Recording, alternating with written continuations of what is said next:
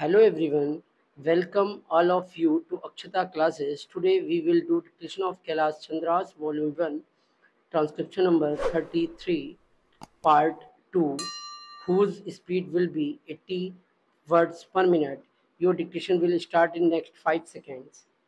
5, 4, 3, 2, 1. Start. The productivity of this industry in India can increase only if the labor are contented. Contented labor alone can improve the efficiency and productivity of the plantation industry. So the need of the hour is not to bring such piecemeal legislation. What is needed today is a comprehensive bill which should deal with all aspects of the working conditions of the plantation labor. The need of the day is to introduce such a bill where workers will have full participation in managing the gardens, and this plantation industry should be nationalized immediately. Sir, Assam is one of the most important tea producing states in the country. There, formerly, the tea gardens were owned by the Britishers. Now the Indians have purchased those gardens. After these gardens have gone to the hands of the Indian planters, the situation has not improved, rather it has deteriorated, and efficiency of the gardens has deteriorated. Even the local people and educated tea labor youths are being deprived of getting employment in the gardens. Therefore, steps should immediately be taken to nationalize this industry.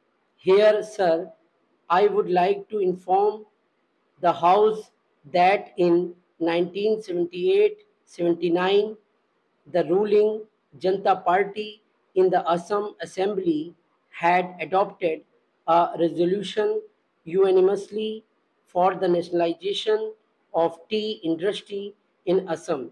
If the government is not willing to nationalize the entire plantation industry, I would request that the government should take early steps at least to nationalize the tea industry in Assam. It is a very vital matter for the economic self-sufficiency of Assam state, and it is very important from the point of view of increasing efficiency and productivity of the gardens also.